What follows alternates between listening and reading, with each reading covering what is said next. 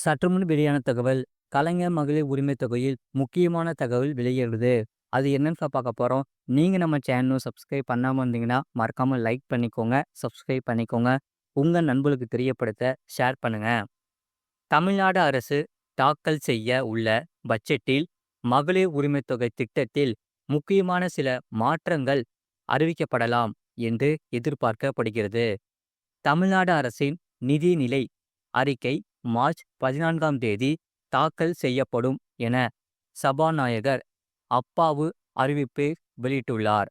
2025 முதல் 2026ஆம் நிதியாண்டிற்கான பட்ஜெட்டை காலை 9:30க்கு நிதியமைச்சர் தங்கம் தென்னரசு தாக்கல் செய்வார் என்று அறிவிக்கப்பட்டு உள்ளது.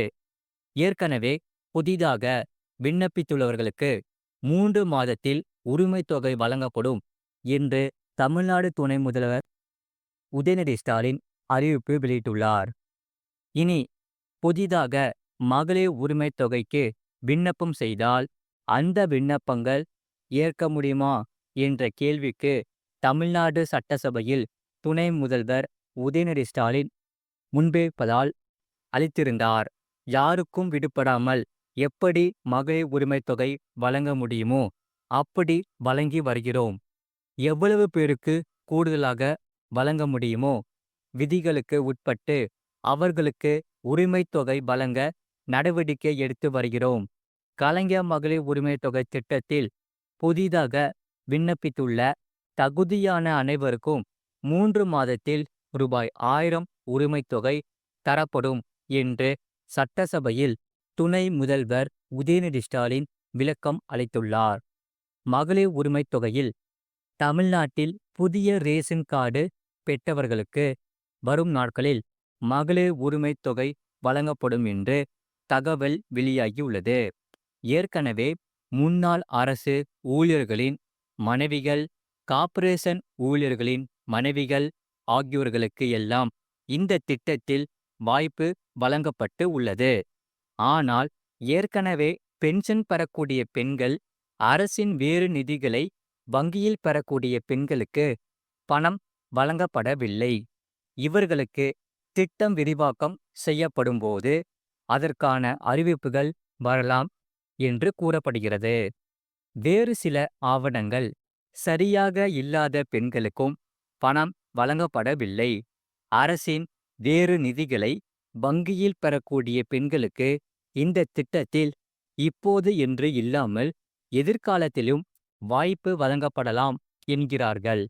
மாறாக ஆவணங்கள் சரியில்லாத பெண்கள், இனி திருமணமாகி குடும்ப தலைவியாகும் பெண்கள் ரூபாய் 1000 பெறுவதற்கு விண்ணப்பம் செய்யலாம். இப்போது செய்ய முடியாது என்றாலும் அடுத்த சில நாட்களுக்கு பின் திட்டத்தை விரிவாக்கம் செய்வது தொடர்பான அறிவிப்பு வெளியாகலாம் என்கிறார்கள்.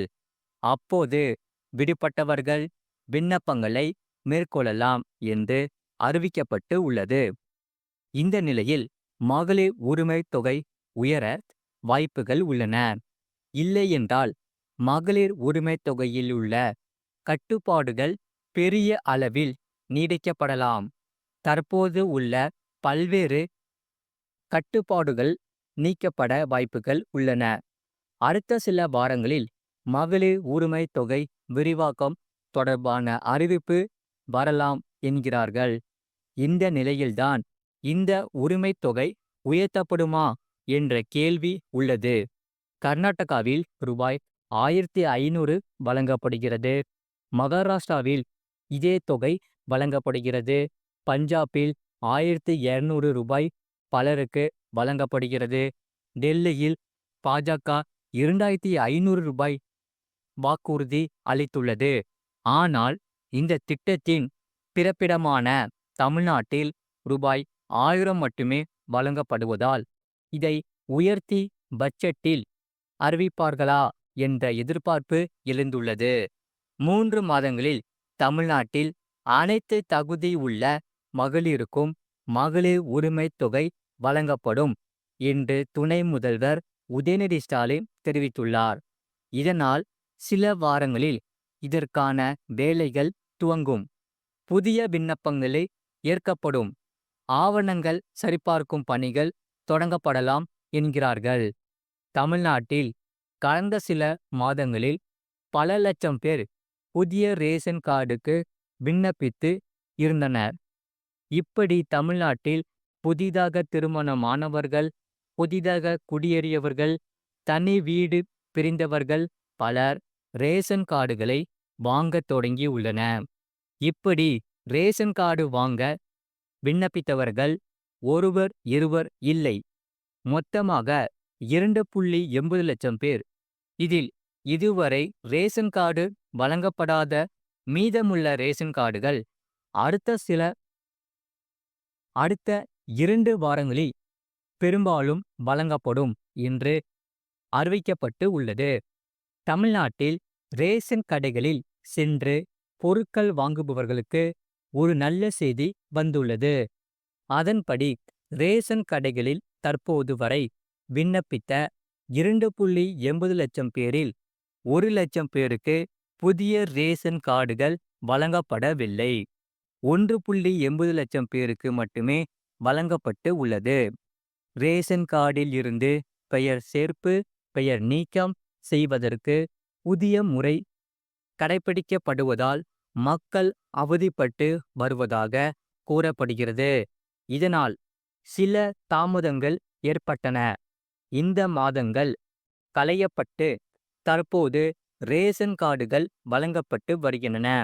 இவர்கள் விண்ணப்பங்களை மேற்கொண்டு 1 வருடத்திற்கு மேல் ஆகிறது. ஆனால் இவர்களுக்கு ரேஷன் கார்டு கொடுக்கப்படாமல் போனதற்கு காரணம் லோக்சபா தேர்தல் விதிகள் காரணமாக ரேஷன் கார்டுகளை கொடுக்க முடியவில்லை. அதன் சரிபார்ப்பு பணிகளை செய்ய முடியவில்லை. இப்போது அதெல்லாம் முடிந்து ரேஷன் கார்டுகளை கொடுக்கப்பட்டு வருகின்றன. கொஞ்சம் கொஞ்சமாக ஸ்மார்ட் கார்டு வடிவில் வழங்கப்படுகின்றன. ஆனாலும் இன்னும் பலருக்கு ரேஷன் கார்டுகளை வழங்கவில்லை, புதிய விண்ணப்பங்களை ஆய்வு செய்யவில்லை என்று புகார்கள் உள்ளன. அது மட்டுமில்லாமல் அதிரடியாக உயரும் சம்பளம். மத்திய அரசு ஊழியர்கள் ரெடி. அதாவது மத்திய அரசு ஊழியர்களுக்கு ஹோலி பண்டிகைக்கு முன்பு 2% அகவிலைப்படி உயர்வு இருக்கும் என்று எதிர்பார்க்கப்படுகிறது. ஹோலி பண்டிகை வர இன்னும் சில நாட்களே உள்ளன. இது போன்ற சூழலில் அரசு ஊழியர்களுக்கான அகவிலைப்படி குறித்து மத்திய மோடி அரசு ஒரு பெரிய அப்டேட்டை வெளியிட்டுள்ளது.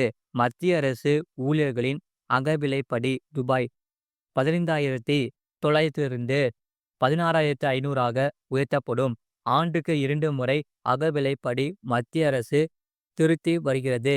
முதலில் ஜனவரியிலும் மற்றொன்று ஜூலையிலும் மாற்றப்படுகிறது. இருப்பினும் சிறிது காலமாக மார்ச் மாதத்தில் ஹோலி பண்டிகை ஒட்டி அகவிலைப்படி குறித்த முடிவு எடுக்கப்படுகிறது. இதனால் மத்திய அரசு ஊழியர்கள் பண்டிகையின் போது நிதி உதவி பெறலாம். இப்போது ஹோலி பண்டிகைக்கு முன்பு அகவிலைப்படி உயர்வு குறித்த அறிவிப்பை மத்திய அரசு விரைவில் வெளியிடலாம். இந்த முறை அகவிலைப்படி உயர்வு 2% இருக்கலாம் என்று விவாதம் உள்ளது. ஜனவரி மாதத்துக்கான அகவிலைப்படி குறித்த முடிவு மார்ச் மாதத்துக்குள் மத்திய அமைச்சரவையால் எடுக்கப்படும். ஆனால் அது ஜனவரி மாதம் முதல் அமலுக்கு வரும். மேலும் ஜூலை மாதத்துக்கான அகவிலைப்படி குறித்த முடிவு செப்டம்பர் அக்டோபர் மாதங்களில் எடுக்கப்படுகிறது. பணவீக்க விகிதத்திற்கு ஏற்ப ஊழியர்களுக்கு சம்பள உயர்வை வழங்கப்படுகிறது. இதனால் பணவீக்க காலத்திலும் அவர்களின் வாங்கும் திறன் அப்படியே இருக்கும். இந்த ஆண்டு ஹோலி பண்டிகைக்கு முன்பு மத்திய அரசு ஊழியர்களின் அகவிலைப்படி 2% அதிகரிக்கப்படலாம். மொத்த அகவிலைப்படி 53%லிருந்து 55% அதிகரிக்கும். இருப்பினும் இது தொடர்பான இன்னும் அதிகாரப்பூர்வ அறிவிப்பு வெளியிடப்படவில்லை. அகவிலைப்படி குறித்த இறுதி முடிவு பிரதமர் நரேந்திர மோடி தலைமையில் நடைபெறும் அமைச்சரவை கூட்டத்தில் எடுக்கப்படும். இந்த ஆண்டு ஹோலி பண்டிகை மார்ச் 14ஆம் தேதியன்று கொண்டாடப்படுவதால் மத்திய அரசு விரைவில் அதிகரித்த அகவிலைப்படியை அறிவிக்கக்கூடும். முன்னதாக கடந்த ஆண்டு அக்டோபர் மாதம் மத்திய அரசு ஊழியர்களின் அகவிலைப்படி 3% அதிகரிக்கப்பட்டது. இது 2024 ஜூலை 1 முதல் செயல்படுத்தப்பட்டது. அந்த நேரத்தில் அகவிலைப்படி 50%லிருந்து 53%ஆக அதிகரிக்கப்பட்டது. மேலும் அரசு ஊழியர்களுடன் சேர்ந்து அரசு ஓய்வூதியதாரர்களுக்கும் அதே விகிதத்தில் அகவிலை நிவாரணம் வழங்கப்படுகிறது. மத்திய அரசு ஊழியர்களுக்கான அகவிலைப்படி 2% அதிகரித்தால் அது ஊழியர்களின் சம்பளத்தில் நேரடி தாக்கத்தை ஏற்படுத்தும். உதாரணமாக, ஒரு தொடக்கநிலை ஊழியரின் அடிப்படை சம்பளம் மாதம் 18,000 ஆக இருந்தால் தற்போதைய கணக்கீட்டில் படி அவர்களுக்கு 53% அகவிலைப்படி மாதம் 9,540 கிடைக்கும். அகவிலைப்படி 2% அதிகரித்தால் அவர்களுக்கான அகவிலைப்படி ரூபாய் 9,900 ஆக இருக்கும். அதாவது அகவிலைப்படி ரூபாய் 360 கூடுதலாக அதிகரிக்கும். அதேபோல் அடிப்படை சம்பளம் மாதம் 30,000 ஆக இருந்தால் அகவிலைப்படி ரூபாய் 15,900 இருந்து ரூபாய் 16,500 உயரும். இது போன்ற செய்திகளை உடனுக்குடன் அறிந்து கொள்ள மறக்காம சேனலை சப்ஸ்கிரைப் செய்யுங்கள். மற்றவர்களுக்கு தெரியப்படுத்த ஷேர் செய்யுங்கள்.